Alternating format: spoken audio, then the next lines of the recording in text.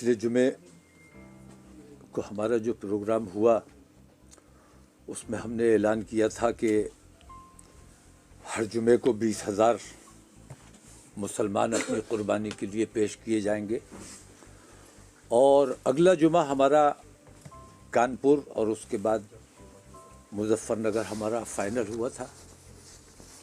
लेकिन अगले ही दिन आचार संहिता लग गई, जिसकी वजह से हमें अपना ये प्रोग्राम मुलतवी करना पड़ा।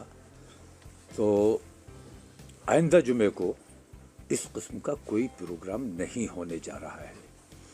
लेकिन हमारी जो मांग थी कि उन आतंकवादियों के खिलाफ कार्रवाई की जाए, कुछ चैनलों पे मेरी बात को काट छाट कर पेश किया गया, मेरी पूरी बात नहीं दिखाई गई।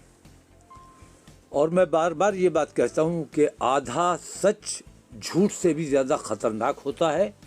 आधा सच दिखाकर इन्होंने जिस तरह नफ़रत फैलाने की कोशिश की है, तो आज हिंदू और मुसलमान दोनों लोग आज ये बेचैनी महसूस कर रहे हैं कि ये चैनल हमारे क्या परोसना चाहते हैं, क्या करना चाहते हैं। कहीं इनकी खुद की तो ये साजिश नहीं है कि देश में गृह युद्ध की जैसी स्थिति बन जाए, क्योंकि इन्हें जो लोग नफ़रत की बात करते हैं उनकी नफ़रत की बात आपको बतानी चाहिए, आपकी जिम्मेदारी है। और जो लोग मोहब्बत की बात कर रहे हैं उनकी मोहब्बत की बात काट के आप उसे नफ़रत के पैमाने में रख रहे हैं, ये बहुत बड़ा दुर्भाग्य है। तो उन तमाम मीडिया के लोगों से मैं दस्ता कहता हूं कि अगर वाकई आप अपने देश से प्यार करते हो तो इस किस्म की कार्रवाई फ़ौरन बंद की जानी चाहिए। देश में अमन व अमान का माहौल बना रहना चाहिए। और मैंने उन लोगों ने कत्ल की धमकी दी, मैंने गांधीवादी तरीक़े का इस्तेमाल करते हुए और अपने देश से प्यार और मोहब्बत का इजहार करते हुए मैंने ये कहा कि भाई आप मारना चाहते हो, हम मरने को तैयार हैं। 20 लाख हम एक बार में आपको नहीं दे सकते, हम एक मैदान में जमा हो जाते हैं 20-20 हज़ार किस्तों में। हर जुमे को आप आइए, हमारा कत्ल कीजिए, चाहे अपनी पुलिस से कराइए, चाहे अपने आतंकवादियों से, गुंडों से कराइए। हम अपने देश के लिए कुर्बानी देने को तैयार हैं। और अगर ये आपका असल मकसद कत्ल करना नहीं है बल्कि नफ़रतें फैलाना और हिंदू और मुसलमान दूरी पैदा करना असल मकसद है आपका, तो फिर आप ये कीजिए कि अगर वाकई लड़ने का शौक़ है, सिर्फ नफ़रत फैलानी है तो और बात है, आपको अपनी बात वापस लेनी चाहिए। और उन चैनलों को भी जो नफ़रत फैला रहे हैं उनको अपनी बात दुरुस्त करनी चाहिए। दूसरी बात, लड़ने का अगर शौक़ है तो हिंदू और मुसलमान आपस में मत लड़ो, हिंदू मुसलमान चल के बॉर्डर पे लड़ो, हम तैयार हैं लड़ने के लिए। अपनी सेनाओं को कुछ दिन के लिए आराम करवाते हैं। हम और हिंदू और मुसलमान मिलके चाहे चाइना के बॉर्डर पे चलो, चाहे पाकिस्तान के बॉर्डर पे चलो, हम तैयार हैं लड़ने के लिए। तो मैं कहता हूँ, मैं एक बार फिर दोहराता हूँ कि हमारे खून में लड़ाई है, हम पैदाइशी लड़ाके हैं, मैं एक बार फिर कहता हूँ। लेकिन लड़ाई हम अपने देश के लिए लड़ना चाहते हैं, देश के खिलाफ नहीं लड़ना चाहते, हम अपने देशवासियों से नहीं लड़ना चाहते। ये बात उस वक्त भी मैंने कही थी, यही बात मैं आज कह रहा हूँ। और अगर ये मेरी बात ठीक नहीं है तो वो लोग सामने आए जिन्होंने ये कहा कि 20 लाख मुसलमानों का कत्ल किया जाना चाहिए, 20 लाख मुसलमानों का कत्ल किया जाएगा। हिंदू समाज को ये तय करना है कि इन दोनों में से कौन सी बात सही है और कौन सी बात गलत है। दूसरी बात यह कि साधु ने अगर कोई बात कही है, साधु मैं समझता हूँ कि बिल्कुल त्यागी होते हैं, दुनियादारी से दूर हो जाते हैं, अपने रब से लौ लगाते हैं, भगवान की शरण में चले जाते हैं। उनको तो प्यार की बात करनी चाहिए, प्यार फैलाना चाहिए, नफ़रतों की बात नहीं करना चाहिए। उस पूरी अधर्म जो संसद थी, उस पूरी अधर्म संसद में जो कुछ भी हुआ, मैं समझता हूँ कि उसमें सिर्फ एक साधु था, बाकी सब के सब साधु के भेष में राक्षस थे। एक ही साधु था जिसने महसूस किया कि इस धर्म संसद में जो कुछ भी हो रहा है ये अधर्म है, और उन्होंने उस धर्म संसद का बाइकआउट किया और वहाँ से वॉकआउट किया उन्होंने।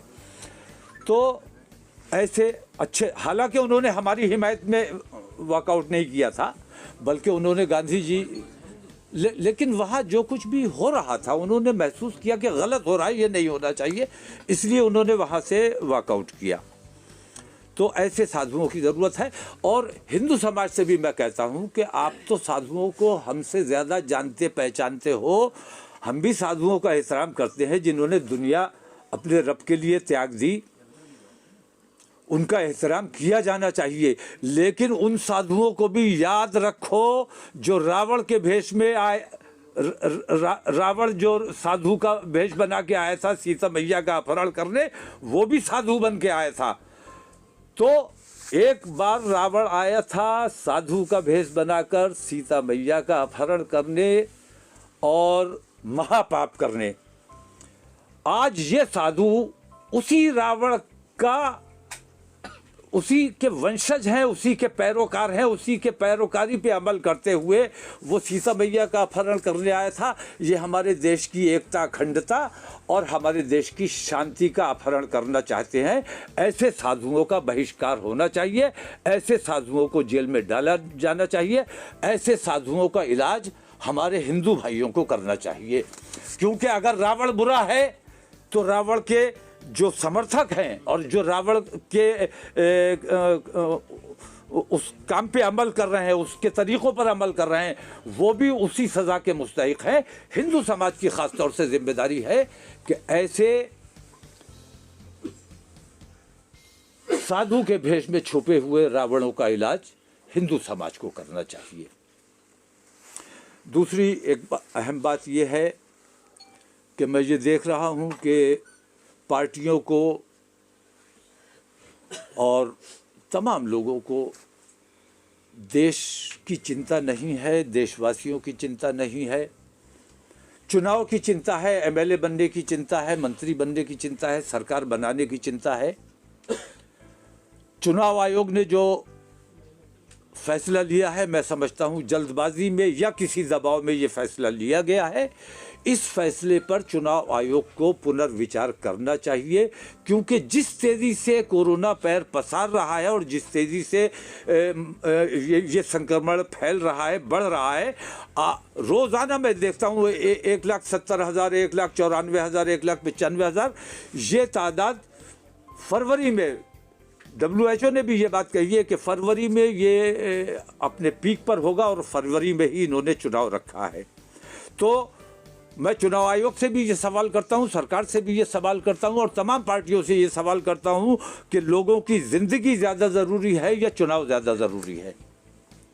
मैं चुनाव आयोग से दरख्वास्त करता हूँ कि फरवरी में जो चुनाव आपने रखा है ये देश के लिए बहुत घातक है।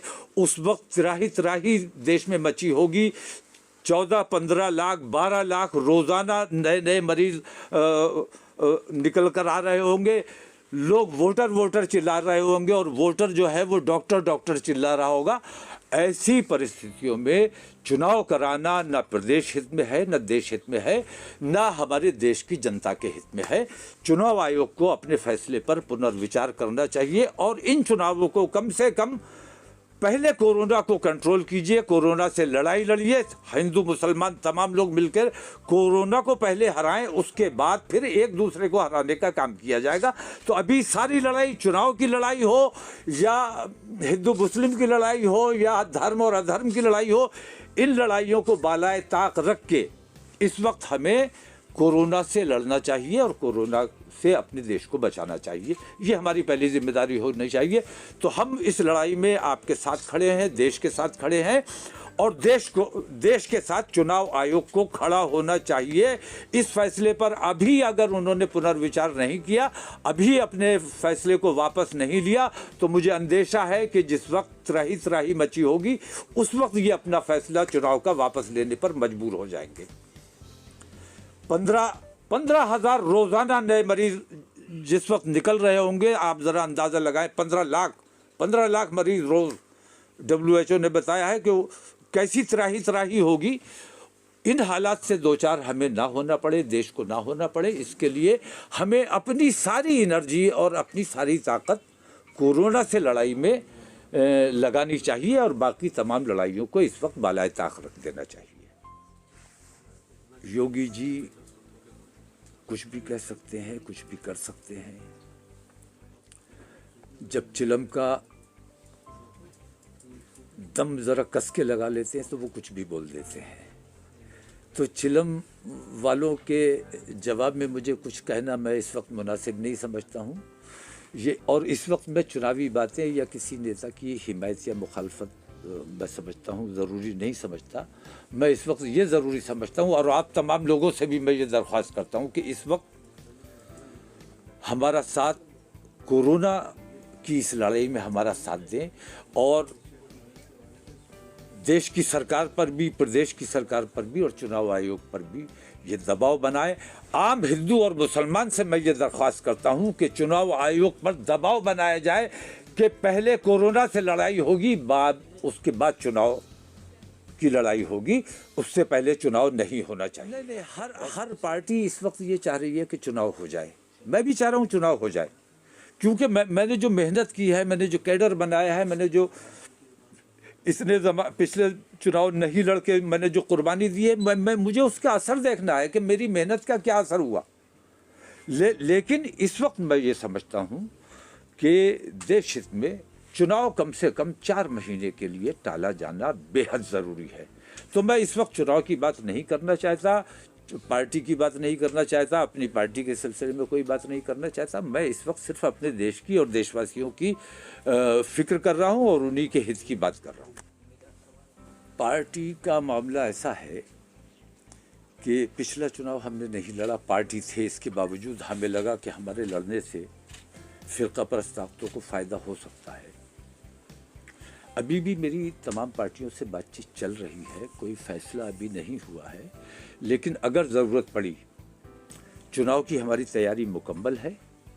बरेली और मुरादाबाद मंडल हमारे पास साधनों की कमी है तो हम ज़्यादा नहीं लड़ सकेंगे। बरेली और मुरादाबाद मंडल की कुछ सीटें हमने टारगेट की हुई हैं, उन पे हमें चुनाव लड़ना है। लेकिन भारतीय जनता पार्टी को हराने के लिए अगर हमें कुर्बानी देनी पड़ती है तो हम इस कुर्बानी के लिए भी तैयार हैं कि हम चुनाव खुद ना लड़के किसी पार्टी का समर्थन कर दें, ताकि भारतीय जनता पार्टी की मनहूसियत से किसी सूरत से अपने देश और प्रदेशवासियों को निजात दिलाई जा सके। समाजवादी की सरकार मैंने देखी है, समाजवादी की सरकार में मैं मिनिस्टर भी रहा हूं और 12 से 15 तक हमारे प्रदेश को जिन तकलीफ़ों से गुज़रना पड़ा है, 12 से 17 तक जिन तकलीफ़ों से हमारे प्रदेश को गुज़रना पड़ा है वो लोग भूले नहीं हैं। और ख़ास तौर से मुसलमानों को जिन तकलीफ़ों से गुज़रना पड़ा है, क्योंकि उस वक्त यही जो आज सत्ता में बैठे हुए हैं, यही लोग जगह जगह दंगे कराते थे, कहीं मस्जिद पे हमला करते थे, कहीं मुसलमानों पे हमला करते थे, कहीं लिंचिंग करते थे, कहीं कुछ करते थे। और ये रोज़ाना तकरीबन उत्तर प्रदेश के सभी ज़िलों में छोटे बड़े कुल मिला के 176 दंगे हुए थे। और मुजफ्फरनगर आपको याद होगा, और मुजफ्फरनगर के वक्त मुझे वो भी याद है कि जब सैफई महोत्सव हो रहा था, जहाँ नाच गाने कराए जा रहे थे और लोग भूखे और प्यासे मर रहे थे उस वक्त। तो इनसे नाराज़ हो के मैंने, जब इनकी सत्ता थी तब मैंने इन्हें छोड़ा था। आज तो ये सत्ता के लिए संघर्ष कर रहे हैं, तो इनकी हिमायत, मैंने इनसे बातचीत की है, अखिलेश यादव से मीटिंग कर चुका हूँ और उनके सामने मैंने अपनी मांग रखी थी कि अगर भारतीय जनता पार्टी जाती है, आपकी सरकार आती है, तो आप ये बताओ कि कल दंगे रोकने के लिए या सरकार चलाने के लिए आपके पास कौन कौन से टूल हैं, किस तरह चलाओगे, क्या रूट मैप है। उन्होंने कोई तसल्ली बख्श जवाब नहीं दिया है। मैंने उनसे कहा कि दंगा जांच आयोग बनाया जाना चाहिए, उन्होंने अभी तक मुझे जवाब नहीं दिया है। तो जब तक उनसे कोई तसल्ली बख्श जवाब ना मिले, उनसे उनका साथ देना या उनके बारे में कोई बात करना मैं मुनासिब नहीं समझता हूँ। फैसला कौम व मिल्लत के हक़ में और अपने प्रदेश के हित में जो बेहतर से बेहतर होगा इंशाल्लाह वो किया जाएगा। अगर हम खुद लड़के कोई अच्छा नतीजा दे सकते हैं तो खुद लड़ेंगे, और अगर अपने प्रदेश के लिए हमें कुर्बानी देनी पड़ती है तो फिर हम किसी पार्टी का समर्थन भी कर सकते हैं। मुमकिन है कि इस बार चुनाव ना लड़ें, किसी का समर्थन करते हैं, क्योंकि हमें किसी भी हालत में इन मनहूसों से, क्योंकि इन्हीं की मनहूसियत की वजह से कोरोना से आप लड़ते लड़ते मर जाओगे, थक, वो मातम भूल गए। चुनाव आयोग से भी मैं कहता हूं कि अभी पिछले थोड़े दिन पहले जिला पंचायत के चुनाव हुए थे, आपको याद होगा, सैकड़ों अध्यापक, सैकड़ों कर्मचारी उस वक्त इस कोरोना का शिकार हुए थे और कितने घरों में मातम हुआ था। चुनाव आयोग कैसे भूल सकता है उस बात को? तो ये तो बहुत बड़ा चुनाव है। इस चुनाव में संजीदगी से गौर करना चाहिए। जल्दबाजी में या दबाव में अगर फैसला लिया है तो हुकूमत को भी इस पे पुनर्विचार करना चाहिए कि चुनाव ज़्यादा ज़रूरी है या लोगों की ज़िंदगी ज़्यादा ज़रूरी है।